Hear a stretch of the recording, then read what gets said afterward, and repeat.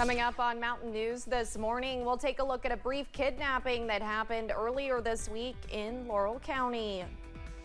And after the landmark IVF ruling in Alabama, a bill has been filed in Kentucky legislation that would help safeguard fertility clinics.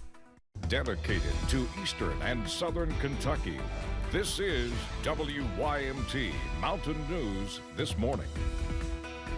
Good morning, I'm Olivia Calfee. We are just past 5:30 on Wednesday, February 28th. Now let's send it over to meteorologist Tim Drawbridge for a look at your forecast this morning. And Olivia, we got a tornado watch that get kicked out about 4 o'clock this morning. It covers most of eastern Kentucky, all of southern Kentucky, and it will be in effect until 10 a.m. We also have the wind advisory that stays in effect until 4 p.m. this afternoon. Now, regarding the tornado watch, we're going to have a line of intense rainfall and wind move through the region. Some of the wind gusts could approach 70 miles per hour, with a quick spin-up tornado or two being possible. And with the wind advisory, we'll see the prolonged gusty nature of the wind last into the afternoon. Temperature-wise, we wake up this morning, most of us in the 60s. All right, this is one you want to check out. Everything is to the north and west right now, with a scattering of showers east of Hazard. You go ahead and you move up to the north, and we put the loop here on everything. And I want to be able to show you the direction of how everything's moving east-northeast. So for us here, Jackson, Hazard, London, we got to be looking back toward your way, Pulaski and Wayne counties, Columbia, back toward the Tennessee state line by Bowling Green, on how things continue to move. We'll talk about these couple of warnings to the north and west with your first Alert 7-day forecast coming up in just a few moments. Olivia? Thank you, Tim. One person was flown to the hospital after an explosion in Pulaski County yesterday. The fire department says they responded to a home in Somerset for a report of an oxygen tank explosion. The condition of the victim is not known, but officials say they had severe burns to their face. Right now, investigators are working to figure out what caused the explosion. Fire officials say the victim told them a candle caused it. More than 6 pounds of meth is off the streets after sheriff's deputies in Clay County chased down 2 men from Georgia. Deputies arrested Cedric Shropshire and Kendall Boynton early Tuesday morning. The men were taken into custody after one of them led police on a car chase, while the other bailed out of and led police on a foot chase. During the investigation, deputies found the meth and a large amount of money. Both men are charged with drug trafficking. A Laurel County man faces several charges, and there's potentially more to come after a police chase Monday morning. WYMT's Chandler Wilcox tells us about the timeline of the incident. London police responded to a reported kidnapping in the area. Officers located the suspect, but the man tried getting away. The car chase led them to a roundabout. It was a very short chase, and as the suspect was nearing the roundabout, saw that it was crowded with other vehicles, proceeded to go through the grass where he struck a guide wire, and it overturned his vehicle. Police then arrested Dustin Bewley after the crash. Bewley was taken to the Laurel County Correctional Center. He faces several charges. From our department, he was charged with operating a motor vehicle under the influence of alcohol and substance, third-degree aggravating circumstance.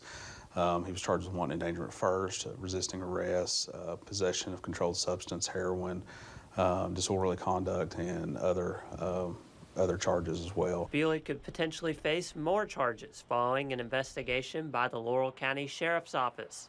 Police say the woman victim was taken to the hospital with minor injuries relating to a previous incident. In Laurel County, Chandler Wilcox, WYMT Mountain News. Officer Hobie Daughtery says he, along with other London police officers, responded to the scene. He says the Laurel County Sheriff's Office responded as well. Also in Laurel County, the Sheriff's Office is asking for your help identifying 2 people. Police say the suspects are wanted for a Tuesday night burglary. That happened at a building off Lily School Road, 6 miles south of London. Authorities did not say what was stolen, If you know who these people are, you are asked to contact the Laurel County Sheriff's Office at 606-864-6600.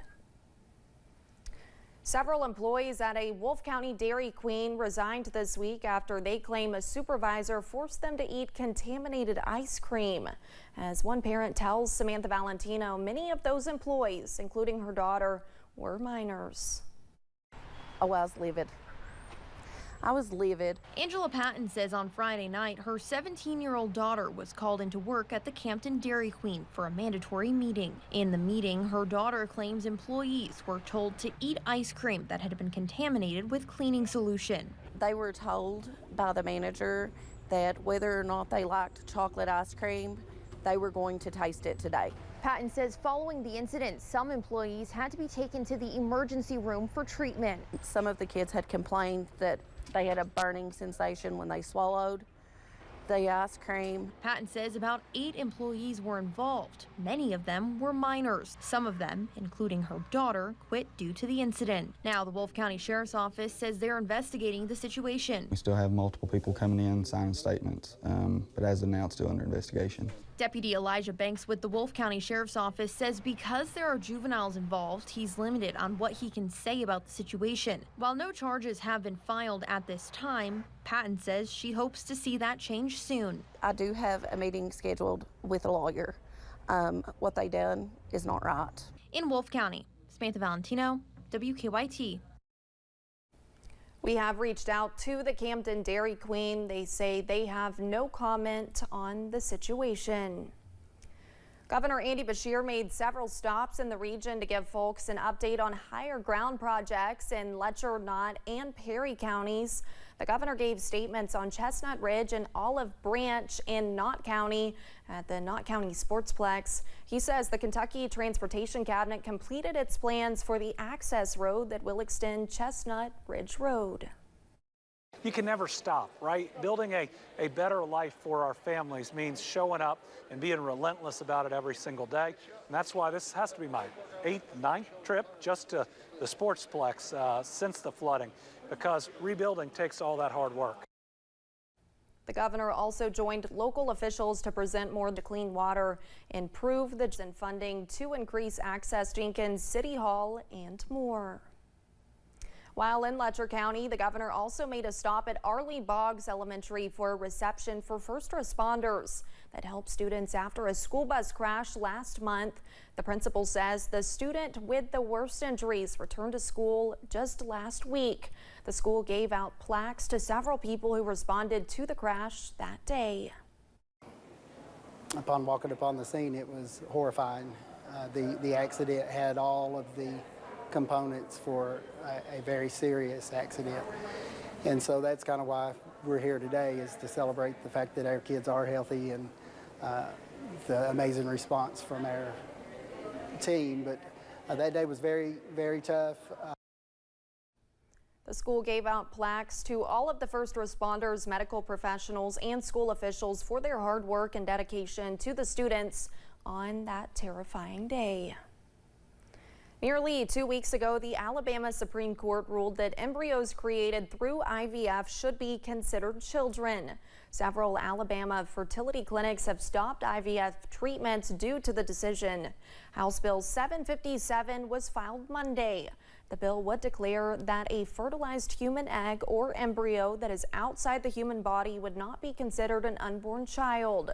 Adia Wushner with Kentucky Right for Life says life begins at conception. It goes against Kentucky law, which is already in law. When life begins, it goes against biology and scientific fact. And so really it's just, again, walks in the face of all current scientific fact that we know today when life begins. Another bill in the Senate was filed Tuesday regarding IVF rights. Senate Bill 301 was filed by Senator Cassie Chambers Armstrong. In a release, she says, quote, the bill has a clear objective to protect IVF providers, enabling them to continue their vital work.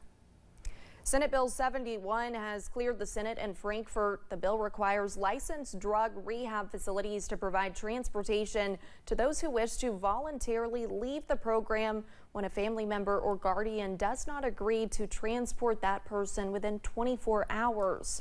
The bill also assures patients who are receiving treatment from a court order can either complete that treatment or face consequences for violating the court order. Eastern Kentucky Senator Philip Wheeler gave his reaction to the passing of the Senate bill. He said, quote, "I am happy to see this proposal approved by my Senate colleagues. It is about ensuring people who are in their most vulnerable state are safe, along with the community. The people who love them the most are kept informed. I hope to see this bill make its final passage before the close of the session." And coming up, the Oscars will have its own rendition for one of last year's biggest hits at the box office. And the pinpoint Doppler radar very active this morning. Severe thunderstorm warning in effect for portions of Bath, Montgomery, and Rowan counties. This will be in effect until 6:15. Gusts to 60 miles per hour. The action back toward Lexington is actually more intense. More about the First Alert 7-day forecast coming up in just a few moments.